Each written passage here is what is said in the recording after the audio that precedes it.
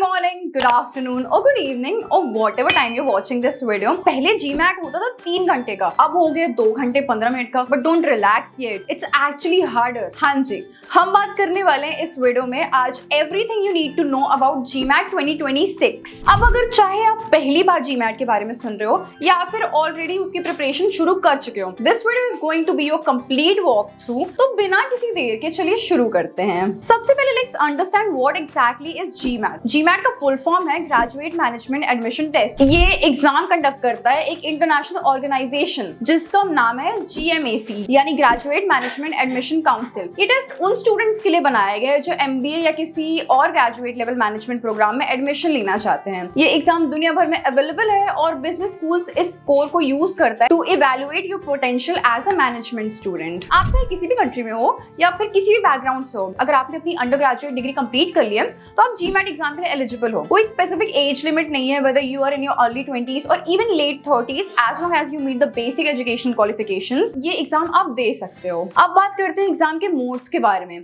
आज के टाइम में GMAT सिर्फ एक वैलिड वर्जन है जिसका नाम है GMAT फोकस एडिशन. पहले ट्रेडिशनल GMAT एग्जाम होता था लेकिन अब वो ऑफिशियली डिसकंटिन्यू हो चुका है. अब सिर्फ GMAT फोकस एडिशन ही अवेलेबल है और उसके भी 2 फॉर्मेट्स हैं. एक है ऑनलाइन मोड और दूसरा है टेस्ट सेंटर मोड. अगर आप ऐसे लोकेशन में रहते हो जहां आपको इंटरनेट एक्सेस अच्छा मिलता है और आप प्रेफर करते हो कि आप घर बैठे बैठे एग्जाम दे बिना किसी ट्रैवल के, तो आप ऑनलाइन वर्जन चूज कर सकते हो. ऑनलाइन एग्जाम आप अपने लैपटॉप अपने घर से दे सकते हो provided you meet all the system and environment requirement. दूसरी तरफ अगर आपको एक फॉर्मल टेस्ट सेंटर एनवायरनमेंट पसंद है जहां डायरेक्शंस कम होते हैं और आपको एक कंट्रोल्ड एटमॉस्फेयर मिलता है, then test centre mode is the right choice for you. अब आते हैं GMAT फोकस एग्जाम के स्ट्रक्चर पर. इस नए वर्जन में टोटल 3 मेजर सेक्शंस होते हैं. पहला सेक्शन है वर्बल रीजनिंग, दूसरा है क्वांटिटेटिव रीजनिंग एंड तीसरा है डेटा इंस्टिंक्ट्स. हर सेक्शन यूनिकली इंपॉर्टेंट है, आपको अलग अलग स्किल सेट्स को टेस्ट करता है. वर्बल रीजनिंग सेक्शन में आपको टोटल 23 क्वेश्चन सॉल्व करने होते हैं और उसके लिए आपको दिया जाता है 45 मिनट्स का टाइम. देन आता है क्वांटिटेटिव रीजनिंग सेक्शन. उसमें होते हैं आपके 21 क्वेश्चंस और उसमें भी आपके पास 45 मिनट्स होते हैं उसको सॉल्व करने के लिए. Now let's come to data insights. उसमें आपके होते हैं 20 क्वेश्चंस जिसमें भी आपको 45 मिनट्स ही मिलते हैं और इतने टाइम में ही आपको अटेम्प्ट करना होता है. और अगर आप ओवरऑल टाइम देखें तो पूरा एग्जाम आपको 2 hours 15 मिनट्स में कंप्लीट करना होता है. अब एक इंटरेस्टिंग फीचर के बारे में बात करते हैं जो है section order selection. GMAT focus exam में आपको फ्लेक्सिबिलिटी मिलती है. आप डिसाइड करो कि कौन सा एग्जाम पहले देना है. फॉर एग्जाम्पल अगर आपको लगता है कि आप वर्बल में स्ट्रॉन्ग हो तो आप वर्बल से स्टार्ट कर सकते हो, या अगर आप चाहते हो कि पहले आप डाटा इनसाइट्स कंप्लीट कर लो तो आप उससे भी स्टार्ट कर सकते हो. This flexibility help student reduce stress and play to their strength. इसके अलावा एक ऑप्शन 10 मिनट ब्रेक भी होता है बिटवीन द सेक्शंस. अगर आपको जरूरत लगे तो आप ये ब्रेक ले सकते हो पानी पीने के लिए, थोड़ा रिलैक्स करने के लिए या रेस्ट रूम वगैरह यूज करने के लिए. लेकिन अगर आपको लगता है कि आप फ्लो में हो और आपको बिना फ्लो ब्रेक के कंटिन्यू करना है तो you can skip the break and jump directly to the next section. अब बात करते हैं एक नया और काफी यूजफुल फीचर की जो है रिव्यू एंड एडिट.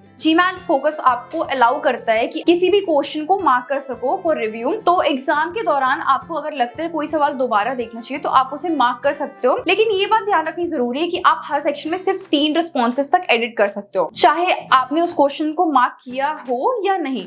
इसलिए वाइसली सोचिए कि आप किस क्वेश्चन को चेंज करना चाहते हो. चलिए अब बात करते हैं स्कोरिंग की. GMAT फोकस में हर सेक्शन स्कोर किया जाता है 60 से 90 के बीच में. आपका फाइनल GMAT स्कोर होता है 205 से 805 के रेंज में. स्कोरिंग होती है 10 पॉइंट्स इंटरवल्स में जैसे 615, 665, 705 एंड सो ऑन. अगर आपका स्कोर 600 के पास है तो इसका मतलब आपने 50% टेस्ट टेकर्स से बेटर परफॉर्म किया है. और अगर आपका स्कोर 660 या उससे ज्यादा हो तो you have perform better than 75% of all the candidates. और अगर आपका स्कोर 710 या उससे ऊपर है then congratulations, you are in top 10% of GMAT test taker world wide. This is where the most top business schools start seriously considering your profile. अब exam के बाद आपको 2 तरह के स्कोर रिपोर्ट्स मिलते हैं. एक होता है अनऑफिशियल स्कोर रिपोर्ट एंड दूसरा होता है ऑफिशियल रिपोर्ट. अनऑफिशियल रिपोर्ट आपको तुरंत स्क्रीन पर दिखाई देता है after you finish the test. इसमें आपको हर सेक्शन के स्कोर दिखेंगे as well as the total score. लेकिन आप इस इंफॉर्मेशन का स्क्रीनशॉट नहीं ले सकते हो, ये स्ट्रिक्टली प्रोहिबिटेड है. फिर 2-3 दिन के अंदर आपके MBA.com अकाउंट में आपका ऑफिशियल स्कोर रिपोर्ट अपलोड हो जाता है. इस रिपोर्ट में डिटेल एनालिसिस होती है, सेक्शन वाइज ब्रेकडाउन होता है, ये ओवरऑल स्कोर, परसेंटाइल रैंकिंग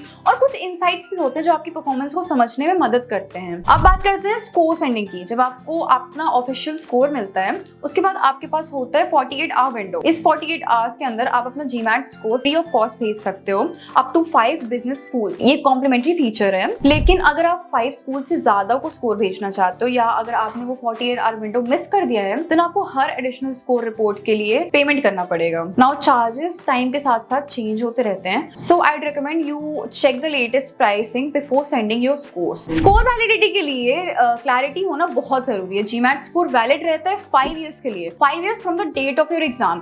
तो अगर आप GMAT 2026 में दिया है तो आपको स्कोर वैलिड होगा 2031 तक। अगर आप 3 साल बाद किसी नए स्कूल में अप्लाई करते हो तो आपने पहले स्कोर नहीं भेजा था तो आप एक्स्ट्रा पेमेंट करके अपना स्कोर वहां पे सेंड कर सकते हो। अगर आप एग्जाम मल्टीपल टाइम्स देना चाहते हो तो ये भी पॉसिबल है।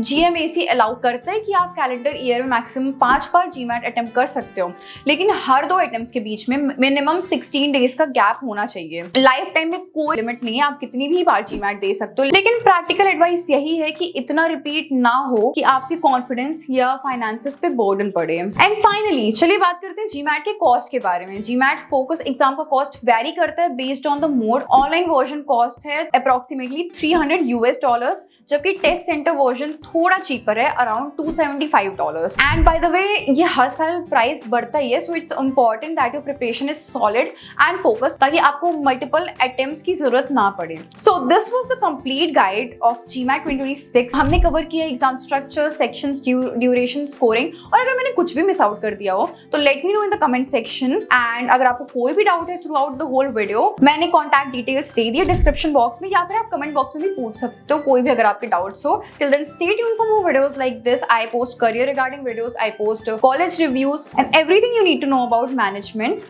So do subscribe to my channel, like, share, subscribe, press that bell icon, sub कर देना, and all the very best for your careers, and thank you.